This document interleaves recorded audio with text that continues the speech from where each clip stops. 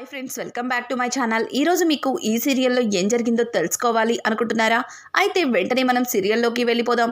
ఇక అవని రాజేంద్రతో కలిసి అక్షయ్ అలాగే పార్వతిలను చూడటానికి వాళ్ళతో మాట్లాడదామని వెళ్తారు. ఇక్కడ చూస్తే పార్వతి ఇల్లు క్లీన్ చేస్తూ అక్షయ్తో అక్షయ్ ఇంట్లోకి కావలసిన వస్తువులు తీసుకురమ్మని చెప్పడంతో ఇక అక్షయ్ ఇంటి నుంచి బయటికి వెళ్తూ ఒక్కసారిగా అవని అలాగే రాజేంద్రని చూసి షాక్ అయిపోతాడు. ఇంకా పార్వతి, రేయ్ అక్షయ్ ఇంకా వెళ్ళవేంట్రా అని చెప్పి వెనక్కి తిరిగి చూసేసరికి అక్కడ అవని అలాగే రాజేంద్ర కనిపిస్తారు. ఇక వాళ్ళని చూసిన భానుమతి గబగబా పరిగెత్తుకుంటూ, రాజేంద్ర ఎట్లా ఉన్నావురా, నిన్ను చూసి ఎన్ని రోజులైందో అన్నట్టుగా ఇక భానుమతి అయితే రాజేంద్రని దగ్గరకు తీసుకుని ఇక దగ్గరుండి మరి లోపలికి తీసుకెళ్తుంది. ఇంకా రాజేంద్ర అయితే, అమ్మా కన్న తల్లివి కాబట్టి నన్ను ఎలా ఉన్నావని చెప్పి అడిగి లోపలికి తీసుకొచ్చావు, కానీ నేను తాళి కట్టిన నా భార్య నా గురించి పట్టించుకోవట్లేదు అని అంటుంటే ఇక ఆ మాట విన్న పార్వతి, చూడండి మిమ్మల్ని ఎలా ఉన్నారని ఏం చేస్తున్నారని అడగటానికి మీ పక్కన మీ కోడలు ఉంది కదా, ఆవిడ దగ్గర మీరు సంతోషంగా ఉంటారని నమ్ముతున్నారు కదా, ఇక అడగడం దేనికి అని చెప్పి ఇంకా పార్వతి అంటూ ఉంటే పార్వతి మాటలకి రాజేంద్ర, అవును పార్వతి, నువ్వు చెప్పినట్టుగానే నా కోడలు నా దగ్గర ఉండగా నేను సంతోషంగానే ఉంటాను అని చెప్పి ఇక రాజేంద్ర చెప్తుంటాడు. ఇక ఇంతలో పార్వతి, ఇంతకి ఇక్కడికి ఎందుకు వచ్చినట్టో ఆ విషయం చెప్పండి అని అడగడంతో ఇక అవని, అది అత్తయ్య గారు, మీరు ఎంత చెప్పినా సరే ఇంటి నుంచి బయటికి వచ్చేశారు, కానీ మా అదృష్టమేంటో మా ఎదురింట్లోనే మీరు రావడం నిజంగా నాకు చాలా సంతోషంగా ఉంది. చూడండి అత్తయ్య, మీకు ఏం కావాలన్నా నన్ను అడగండి, నేను తీసుకొచ్చిస్తాను. అలాగే మీకేం కావాలన్నా చెప్పండి, నేను చేస్తాను. అయినా నేనుండగా ఇవన్నీ మీరు చేయడం ఏంటి అని చెప్పి ఇక అవని అయితే పార్వతి చేతిలో ఉన్న చీపిరిని అందుకోబోతుంటే, పార్వతి ఆగు, ఎక్కడికి వస్తున్నావు? అసలు ఇలా రోడ్డున పడ్డానికి కారణమే నువ్వు. ఇప్పుడు నువ్వు మా మీద ప్రేమని కురిపిస్తున్నట్టు ఈ నాటకాలు దేనికి? అక్షయ్ వాళ్ళని ఇక్కడి నుంచి వెళ్ళమని చెప్పరా, కనీసం ఉన్న 2 రోజులన్నా ఇక్కడ ప్రశాంతంగా ఉండనివ్వమని చెప్పరా అని చెప్పడంతో ఇంకా రాజేంద్ర అయితే, అమ్మ అవని, నువ్వు వీళ్ళ గురించి మరి ఎక్కువగా ఆలోచిస్తున్నావు. విన్నావుగా వాళ్ళ మాటలు, మనం ఇక్కడ లేకపోతే వాళ్ళు సంతోషంగా ఉంటా అంటున్నారు. ఇంకా ఇక్కడే ఉండి ఎందుకమ్మా వీళ్ళతో మాటలు పడ్డం, పదమ్మా వెళ్దాం అని అంటుంటే ఇక అవని అయితే, మావయ్య గారు అమ్మ కోపంగా ఉందని అమ్మతో మాట్లాడడం మానేస్తామా చెప్పండి, అట్లాగే అత్తయ్య గారు కోపంలో ఉన్నారు, అలా అని అత్తయ్య గారికి వీటన్నింటినీ వదిలి వెళ్ళిపోతామా? తల ఓ చెయ్యి వేసి అత్తయ్య గారికి సహాయం చేయాలి, అత్తయ్య గారు అలాగే అంటారు అని చెప్పి ఇక అవని కలగ చేసుకుని ఇల్లంతా చకచక సర్ది పెట్టేస్తుంది. అలాగే రాజేంద్ర కూడా ఇంటిని చక్కబెడుతూ ఉంటాడు. ఇంతలో ప్రణతి అయితే కప్పులతో కాఫీని తీసుకొచ్చి అందరికీ ఇస్తుంటే ఇక ఈ పెద్దావిడైతే కాఫీ చూడగానే, ఆయ్ కాఫీ తాగి ఎంతసేపు అయిందో అని చెప్పి ఇంకా పెద్దావిడ కాఫీ తీసుకుని తాగుతుంది. కానీ పార్వతి మాత్రం నాకు అక్కర్లేదు అని చెప్పి చాలా కోపంగా ఒక పక్కకి వెళ్ళి కూర్చుంటుంది.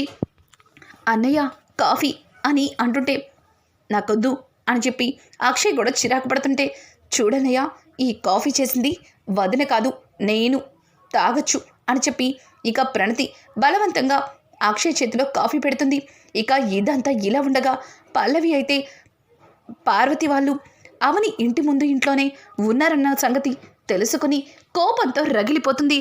వీళ్ళు ప్లాట్ఫామ్ మీద పడతారు అనుకుంటే ఇల్లు దొరికింది, ఆ ఇంట్లో ఉన్నారనుకుంటే ఆ ఇల్లు అవని ఇంటి ముందు ఇల్లు, అసలు ఏంటిదంతా? వాళ్ళని కలవనివ్వకుండా దూరం చేయాలి అనుకుంటే ఇలా దగ్గరొచ్చి చేరుకుంటున్నారు, అసలు ఏం చేయాలి అని చెప్పి ఇక పల్లవి అయితే అటు ఇటు తిరుగుతూ చక్రధర్కి కాల్ చేస్తుంది. ఇంకా చక్రధర్ అయితే, బేబీ కాస్త మీటింగ్లో ఉన్నాను, తర్వాత కాల్ చేస్తాను అని అంటుంటే, డాడ్ అర్జెంటుగా మాట్లాడాలి అని చెప్పి పల్లవి అంటుంది. సరే బేబీ, అయితే మన ఆఫీస్ దగ్గరికి వచ్చి అని చెప్పి ఇక చక్రధర్ కాల్ కట్ చేస్తాడు. ఇంకా ఇక్కడ చూస్తే అవని ఇల్లంతా శుభ్రం చేసి ఇంటికి వెళ్ళి వాళ్ళ కోసం టిఫిన్ని సిద్ధం చేస్తుంది.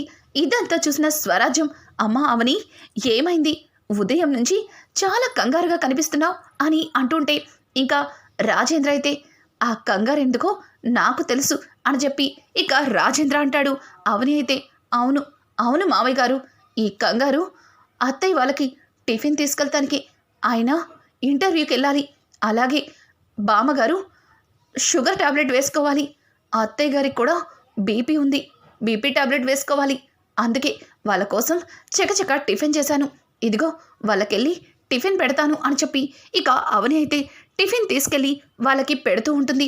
ఇంతలో పార్వతి అయితే ఏయ్ ఆగు, అసలు నిన్ను ఇంటికి రావద్దంటే ఎందుకు పదే పదే ఇంటికొచ్చి ఇట్లా ఇబ్బంది పెడుతున్నావు అని అంటుంటే, అయ్యో అత్తయ్య గారు మీరెన్నన్నా పర్వాలేదు, మీకోసం వేడివేడిగా టిఫిన్ తీసుకొచ్చాను, ఆయన ఇంటర్వ్యూకి వెళ్ళాలి, బామ్మగారు షుగర్ టాబ్లెట్ వేసుకోవాలి, పైగా మీరు కూడా బీపీ టాబ్లెట్ వేసుకోవాలి కదా అని అంటుంటే ఇక భానుమతి ఎమ్మటే టిఫిన్ చూసి అవునవును నేను షుగర్ టాబ్లెట్ వేసుకోవాలి, నాకు బాగా ఆకలిగా ఉంది అని చెప్పి వెళ్ళి పళ్ళెం తీసుకోబోతుంటే, అత్తయ్య గారు ఆగండి, ఏం చేస్తున్నారు, అసలు ఈ అవని తెచ్చింది మనం తినడమేంటి, ఇది అందులో ఏ విషయం కలుపుకొచ్చిందో మనల్ని చంపడానికి.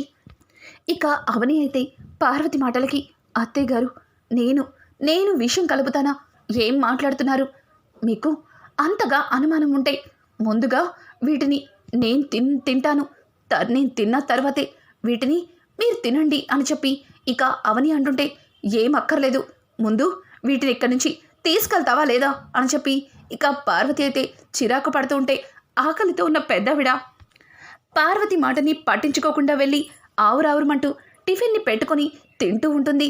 అది చూసిన అవని చాలా సంతోషంగా అమ్మమ్మగారు చట్నీ వడ్డించుకోండి అని చెప్పి చట్నీని పెడుతుంటే ఇక పార్వతి అత్తయ్య గారు ఏం చేస్తున్నారు అని అడగడంతో, చూడు పార్వతి, ఇప్పుడు పగలు పంతాలు అంటూ మనం మొండికేస్తే మనమే ఆకలి మంటలతో చచ్చిపోతాం, చూడు అవని తను మనమన్న మాటలన్నింటినీ మనసులో పెట్టుకోకుండా మన కోసం ప్రేమతో టిఫిన్ తీసుకొచ్చింది, పైగా ఇప్పుడున్న పరిస్థితుల్లో అవని తెచ్చింది తినడమే మంచిదనిపిస్తుంది, చూడు నిన్నట్నుంచి నాకు సరిగా భోజనం లేక కళ్ళు తిరుగుతున్నాయి, నాకు ఆకలిగా ఉంది, అందుకే తింటున్నాను అని చెప్పి ఇంకా పెద్దవిడైతే టిఫిన్ని తింటూ ఉంటుంది.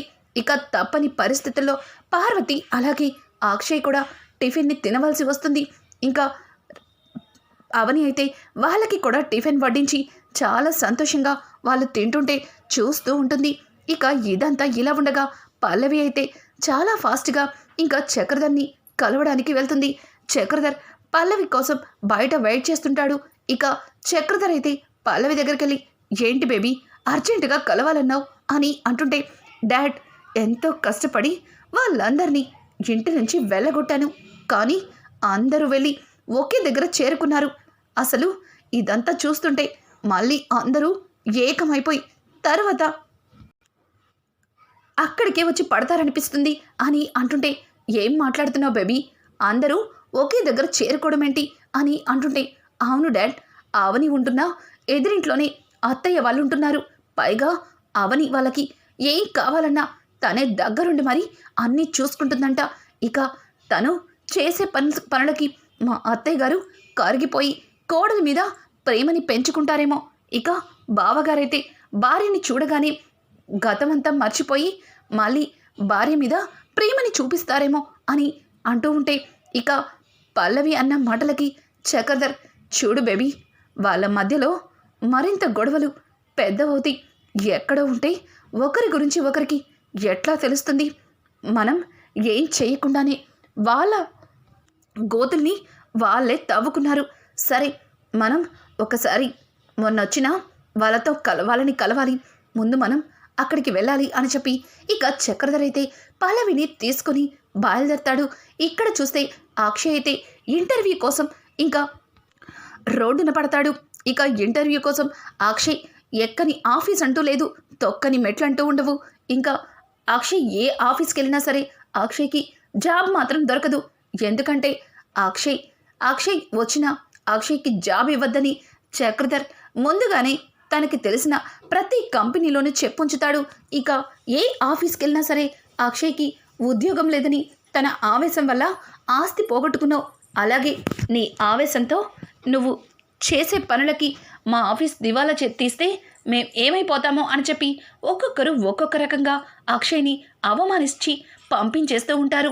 ఇంకా అక్షయ్ అయితే ఎక్కడ ఉద్యోగం దొరక్క చాలా బాధతో రోడ్డు మీద నడుచుకుంటూ వస్తాడు. అనుకోకుండా పల్లవి చక్రధర్ కనిపిస్తారు. పల్లవి చక్రధరే కాకుండా ఆ రోజు అక్షయ్తో సంతకం పెట్టించుకున్న ఆ ఇద్దరు కూడా అక్కడే ఉంటారు.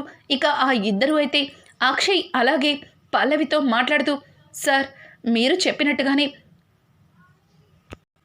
రాజేంద్ర ప్రసాద్ గారి కంపెనీకి సంబంధించిన షేర్లన్నీ మా కంపెనీకి ట్రాన్స్ఫర్ చేసుకున్నాం. దానికి ఇవ్వాల్సిన మొత్తం అమౌంట్ కూడా మీకు ఆల్రెడీ మీ అకౌంట్కి ట్రాన్స్ఫర్ చేశాం. ఏంటి సార్ మీరు మాతోనే డీల్ పెట్టుకుంటా అన్నారు కదా, కానీ మమ్మల్ని కాదని మీరు మా ఎగనిస్ట్ కంపెనీకి వెళ్ళడం ఏమాత్రం కూడా నచ్చలేదు అని అంటుంటే ఇక చక్రధర్, చూడండి ఈ కంపెనీలన్నింటిలో ది గ్రేట్ బిజినెస్ మ్యాన్ 1% అని చెప్పి ఆ రాజేంద్ర ప్రసాద్ పేరుండేది. అతన్ని తొక్కి పైకొచ్చాను. నా తర్వాత 2వ స్థానం కావాలని ఆశపడుతున్న మీకు ఆ అవకాశం ఇచ్చాను. కానీ ఇప్పుడు అన్నీ మీతోనే డీల్స్ చేయాలంటే చాలా కష్టం అని చెప్పి చక్రధర్ మాట్లాడుతూ ఉంటే ఇక వాళ్ళైతే, అదేంటి సార్ అట్లా మాట్లాడుతున్నారు, మీకోసం ఎంత పెద్ద ఫ్రాడ్ చేశాం, దానివల్ల మీ కంపెనీ నెంబర్ 1 స్థానంలోకి వచ్చింది. కానీ పొరపాటున అక్షయ్ గారికి నిజం తెలిసినా, అవని గారికి నిజం తెలిసినా వాళ్ళు మా మీద మా కంపెనీల మీద కేసు పెడతారు. తర్వాత మా పరిస్థితి ఏమవుతుందో ఆలోచించండి సార్, మీరు కొంచెం చూడండి సార్ అని చెప్పి వాళ్ళైతే ఇక చక్రధర్ని అడుగుతూ ఉంటారు. ఇక పక్కన ఉన్న పల్లవి, డాడ్ వాళ్ళు మన కోసం చాలా హెల్ప్ చేశారు. ఇంత చిన్న విషయం గురించి ఎందుకు వాళ్ళతో డిస్కషన్, మన కొత్త ప్రాజెక్ట్ వాళ్ళకి ఇస్తామని చెప్పండి అని చెప్పడంతో ఇంకా పల్లవి అన్న మాటలకి చక్రధర్ కూడా, సరే మా బేబీ చెప్పింది కాబట్టి కొత్త ప్రాజెక్ట్ మీకే ఇస్తాం, కానీ కాస్త జాగ్రత్తగా చేయండి అని చెప్పి చక్రధర్ అయితే వాళ్ళతో చెప్తాడు. ఇంకా జరిగిందంతా చూసిన అక్షయ్ చాలా కోపంగా అక్కడికి వెళ్తాడు. అక్షయ్ని చూసిన వాళ్ళిద్దరు ఆఫీసర్లు అక్కడి నుంచి వెళ్ళిపోవడానికి ప్రయత్నిస్తుంటే ఇక అక్షయ్ వాళ్ళని కొట్టి చక్రధర్ని పట్టుకొని నిలదీస్తుంటాడు. నీకు ఏం అన్యాయం చేశాం, ఇంతకి తెగిస్తావా, నిన్ను నిన్ను అని చెప్పి ఇక అక్షయ్ అయితే చక్రధర్ని కొడుతూ ఉంటే పల్లవి, ఆగండి ఆగండి బావగారు, బావగారండి ఆగండి అని చెప్పి పల్లవి ఆపాలని ప్రయత్నిస్తుంటే, షటప్ షటప్ పల్లవి, ఇట్లాంటి నీచుణ్ణి వదిలిపెట్టేదే లేదు. వీడు చేసిన మోసం వల్ల నా కుటుంబం నడి బజార్న పడింది. నన్ను నమ్ముకున్న నా ఫ్యామిలీ తిండి తిప్పలకి ఎంతో ఇబ్బంది పడుతుంది. ఇట్లాంటి వాణ్ణి వదిలిపెట్టేదే లేదు అని చెప్పి ఇంకా అక్షయ్ అయితే చక్రధర్ని కొడుతూ ఉంటే, ఆగు ఆగు అక్షయ్ అని చెప్పి ఇక అక్షయ్ని ఆపాలని ప్రయత్నిస్తాడు. కానీ అక్షయ్ మాత్రం ఆగకుండా చక్రధర్ని పట్టుకొని బరబర ఇంటికి తీసుకెళ్తుంటాడు. ఇక్కడ చూస్తే పల్లవి, అయ్యో ఇదేంటి ఇట్లా దొరికిపోయాం, ఇప్పుడు బావగారు అందరి ముందు నిజం బయట పెడితే తరువాత అవని అస్సలు వదిలిపెట్టదు. ఇంతవరకు కుటుంబం విషయంలో ఏ తప్పు చేసినా అవని ఊరుకొనని ఇంతకు ముందే వార్నింగ్ ఇచ్చింది. ఇక నా మగుడు ఆ తింగరోడు ఇదంతా చేసింది డాడ్ నేనే అని తెలిస్తే ఖచ్చితంగా నన్ను చంపేస్తాడు అని చెప్పి పల్లవి భయపడుతుంటుంది. కానీ అక్షయ్ మాత్రం వినిపించుకోకుండా ఇంటికైతే తీసుకెళ్తాడు. రాజేంద్ర ప్రసాద్ని బయటకు పిలుస్తాడు. అలాగే పార్వతి కూడా బయటకు వస్తుంది. ఇక పార్వతి అయితే, అక్షయ్ ఏమైందిరా, అన్నయ్య గారిని ఎందుకు ఇట్లా తీసుకొచ్చావు, అయ్యో పల్లవి ఏంటమ్మా ఇదంతా అని అంటుంటే, అమ్మా నీతో ఒక నిజం చెప్పాలి అని అంటుంటే ఇక ఇంతలో రాజేంద్ర అవని పరిగెత్తుకుంటూ బయటకు వస్తారు. ఒక్కసారిగా అవని చక్రధర్ని అలాగే పల్లవిని అట్లాంటి పొజిషన్లో చూసి ఇంకా షాక్ అయిపోతుంది. ఇక అవని అయితే తన మనసులో, ఏంటి ఈయన వీళ్ళని ఇక్కడికి తీసుకొచ్చారు, కొంప తీసి ఈ పల్లవి చేసింది ఏమైనా ఆయనకి తెలిసిందా అన్నట్టుగా ఇక అవని చూస్తూ, ఏవండి, ఏమైందండి, ఎందుకు బాబాయ్ గారిని ఇట్లా తీసుకొచ్చారు అని అంటుంటే, చూడు, నేను నీతో మాట్లాడట్లేదు నాన్న, అసలు మన కంపెనీ కొలాప్స్ అవడానికి కారణం ఇదిగో వీడే వీడే అని చెప్పి ఇక చక్రధర్ని ముందుకి నెడతాడు.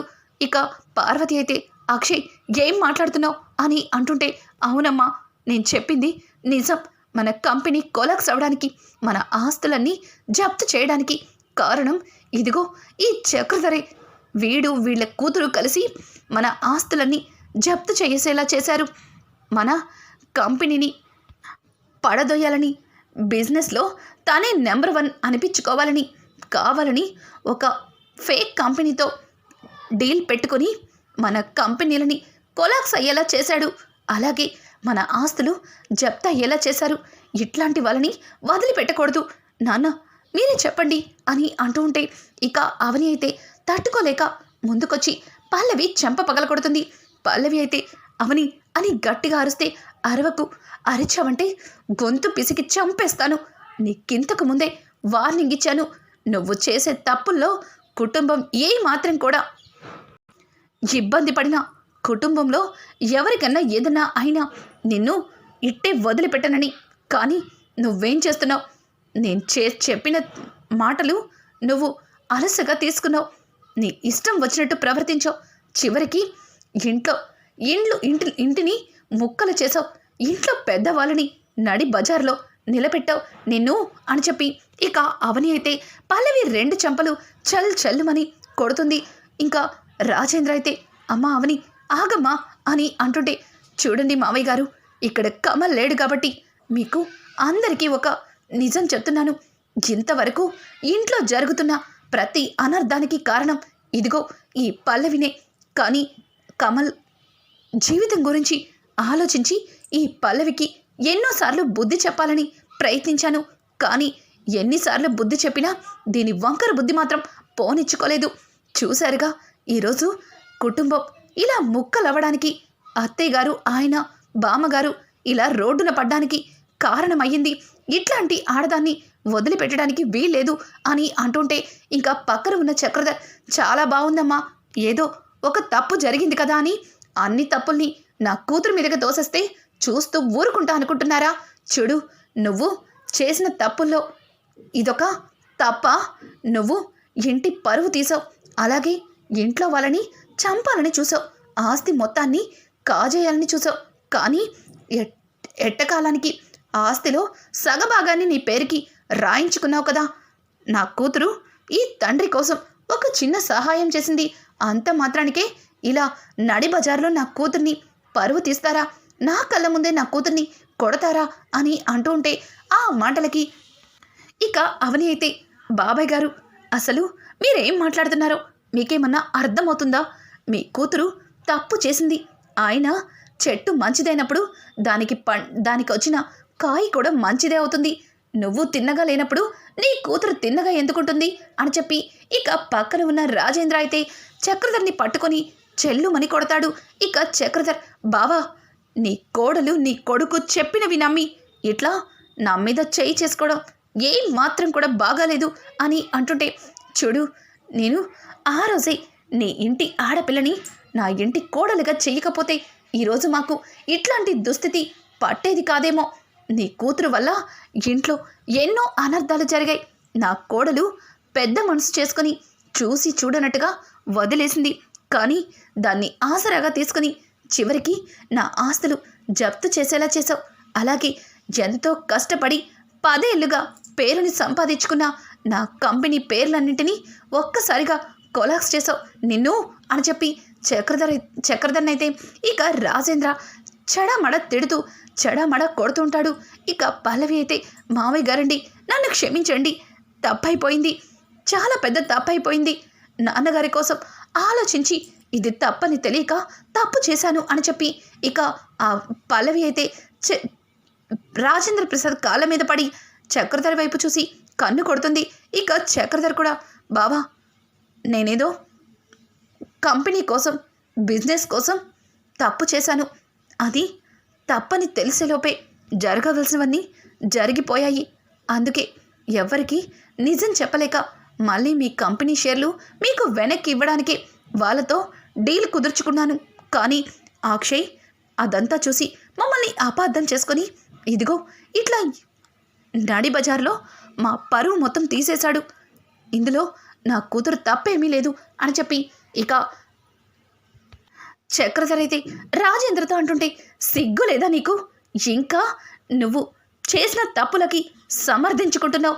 ఇక నీ కూతురు చెయ్యవలసినవన్నీ చేసేసి ఇప్పుడు కాళ్ళ మీద పడుతుంది.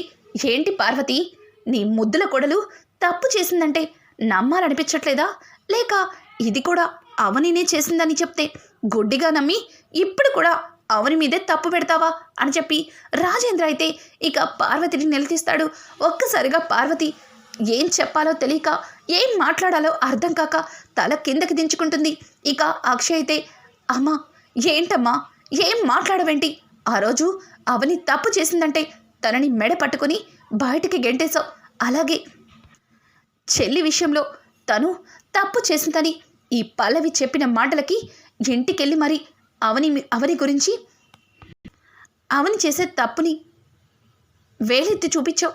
కానీ వీటన్నిటికీ మూల కారణమైన వ్యక్తిని ఎందుకమ్మా ఏమీ అనలేకపోతున్నావు?